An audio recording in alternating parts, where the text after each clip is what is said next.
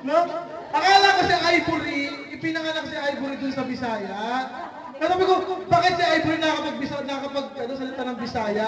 Yung pala, kakapakinig niya nung kanta, alam niya na mag-Bisaya.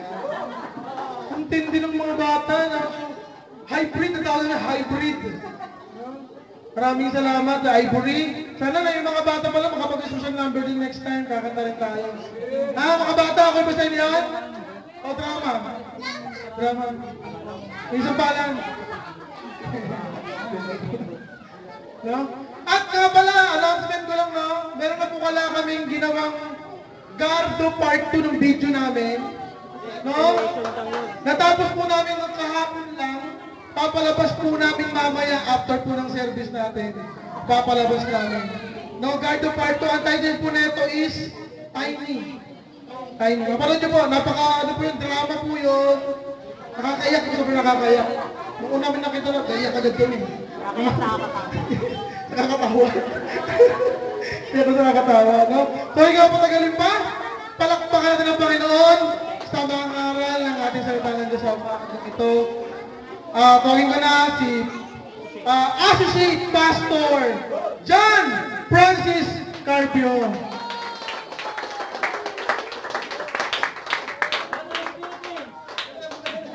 Welcome to Manila. I will be the one to interpret what are you going to say right now. Thank you so much. Wow. Okay, so napakasaya ng araw na ito. Ito yung pinakamasayang araw sa buong linggo. Amen? At ito ang unang araw sa linggo, sa isang buong linggo. Kaya kung tinignan niyo yung kalendaryo, nakakulay red, tapos unang-una nakalagay Sunday, di ba? Tapos Monday, ang pinakahuling-huli ay Sabado. Kaya ang ginagawa natin, inuumpisahan natin yung buong linggo ng pagsamba at salamat sa Panginoon. Humingi tayo ng pasasalamat in advance. 1 week advance. Kasi hindi pa dumarating yung isang buong linggo, nagpapasalamat ka na. Bakit? Kasi expected mo na pagpapalain ka ng Panginoon. Amen? Ganyan kasarap maging believer, maging born again Christian. Kasi ang hindi pa nangyayari, you are hoping na ang pagpapala ay darating. Kaya yung tinatawag na faith. Okay? Sinong may faith? Sumigaw ng malakas na amen? Yan, ang mga may faith. Amen? Yung iba nga, ginawa ng pangalan yung faith. Yung anak ni, Sophia Faith. Yung anak ni Joshua. At saka yung isang anak niya kasi kambal eh. Yung isa naman, Sophia Joy. Wow. May pananampalataya na may masaya pa. Galing ah. Hindi, matindi. So, mag-pray tayo bago tayo magsimula dahil maganda po ang binigay sa atin ng Panginoon na message galing sa Holy Bible. And let's bow our heads and let's close our eyes. Hallelujah. Thank you, Lord. Maraming salamat, Panginoon, sa araw na ito na Ikaw ang nagbigay, Lord. Dilala mo kami sa lugar na ito, hindi ito aksidente, ito yung iyong pinlano na, Panginoon, nung hindi pa kami pinapanganak, pinlano mo na ito, Lord. At meron kang gagawing himala, Lord God. Meron kang gagawing pagbabago sa aming buhay. Aalisin mo, Panginoon, ang mga negative at napapalitan mo, Lord, ng positive, Lord God, at magagandang bagay. Maraming salamat at kami ay iyong tinawag. Kami ay iyong pinili. Hallelujah. Sa lugar na ito upang marinig ang iyong banal na salita. At salamat, Panginoon, sa iyong pag-ibig na hindi nagmamaliw, Lord. Sa bawat isa, alam mo ang aming laman ng puso't isipan at patuloy mo kami, Panginoon, bigyan ng wisdom, knowledge, and understanding sa aming maririnig ay tumimo sa aming puso't isipan. Ano mang distraction na sa pakikinig namin na makakasira sa aming focus ay aming binawasak, aming sinasawata, gawa ng Diablo Satanas ay aming pinapalaya at hindi babalik kailanman at mababaon sa kailaliman. Hallelujah. In Jesus' name. Thank you, Lord God. Cover this place with your most precious blood habang kami ay nakikinig ng iyong banal na salita. We praise you, we glorify you. In Jesus' name we pray. Everybody say, Amen and Amen. Hallelujah. Palakpakan natin ng Panginoon. Amen. Hallelujah. Woo! Napakasarap po na ang isang bagay ay inyong alam. Sabihin mo sa katabi mo, alam. Ang salitang alam, ibig sabihin, alam mo. Pag alam mo ang isang bagay, hindi ka na magtatanong kasi alam mo na eh. Pero pag gano'n, tatanong mo pa kung alam mo na isang bagay. Di ba nakakainis yun? Parang tatanungin ka ng isang tao.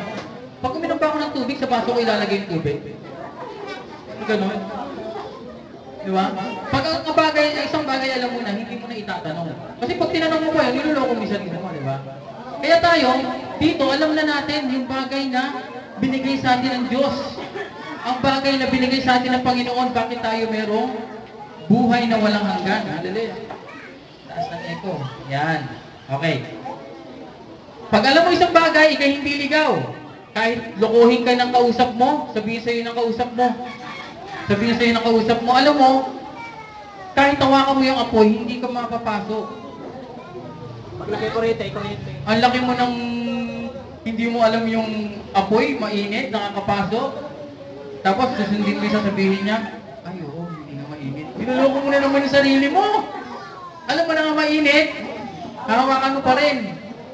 Amen? Pero pag born again Christian ka, alam mo ang tama, alam mo ang mali. Amen? Pag alam mong mali, hindi mo na gagawin. Kung nagawa mo man minsan, hindi mo na uulitin. Kasi pag inulit mo, ang kulit nun. Di ba? Nakita mo, dumaan ka doon, may lumot, nadapa ka. Di ba? May sugat ka, gisgas yung sisiko mo, ito, may sugat. Tapos nadaan ka ulit sa lugar na sabi mo, uy, may lumot pala dyan, dyan ako nadulas. Teka lang, dadaan ulit ako. Ganon. Pag ikaw ay born again, alam mo na yung mali, alam mo na yung bagay na naranasan mo, hindi mo na ulitin. Amen? Hallelujah! So ngayon, bibigyan ko kayo ng sample ng isang bagay na pag di mo alam, ay ikaw ay parang ano, ito kinukuha ko sa bulsa ko, napakaliit niya, sobrang liit. Okay? Yan. Hindi siya makikita ng mata. Ayan. Okay, papakita ko sa inyo. Papakita ko sa inyo. Ano ang hawak ko ngayon? Walang nakakasagot. Bakit? Kasi hindi nyo alam. Yan ang problema. Pag hindi natin alam ang isang bagay, ang nangyayari, tayo ay walang maisagot. Hindi natin alam ang anong gagawin natin. Kaya nga, maraming tao, hindi nila alam ang isang bagay, ang nangyayari, hindi nila alam, naliligaw. Kung saan sila napupunta kasi hindi nila alam. Pero ito, papaitan ko sa iyo isa. Ganun yung kamay mo. Ayan! Ano yan?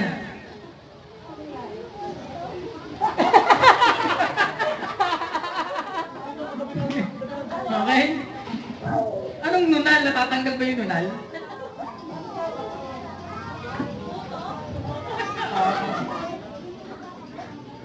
Ayan. Ano yan? Bato!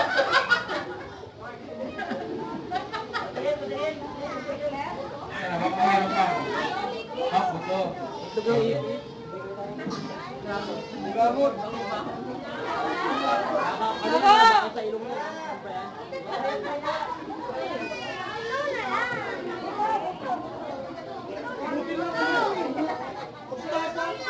Okay. Sobrang liit.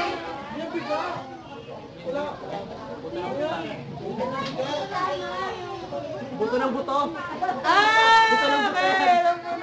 Yung buto ng buto pa. Okay.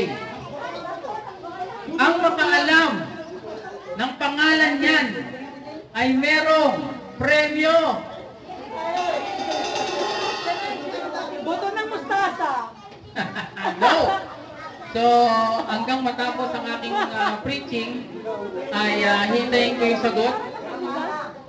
Bibigyan natin ng... Magkano premyo natin dito? Medyo mahirap to eh. Kano premyo?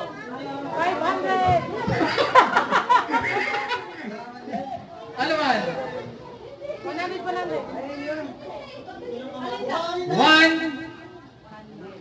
100 pesos. Yan. 100, oh. Ang laking bagay na yan. Okay? Mamaya natin i-reveal kung ano yan. Isang maliit na buto. Okay? Mustasa ba no? Hindi. Wala mga ano? Buto ng munggo. Sa mukha kinuha. Why? makinig. Alam nyo, ang isang bagay, pag hindi alam ng tao, ano nangyayari? Tatanong, nanghuhula, di ba? Sasabihin, ay ano yan, ganito yan, ay ganito yan. Di ba, nagtatanong. Ang hirap pag ang isang bagay hindi mo alam. Nakakahilo, nakakalito. So, imagine niyo mabuti ha. Ikaw, isa kang tao, hindi mo alam ang katotohanan. At galing tayo doon. Amen? Ako noon, hindi pa ako born again, hindi pa ako nakakilala sa Panginoon, hindi ko alam ang katotohanan. Ang gulo ng buhay.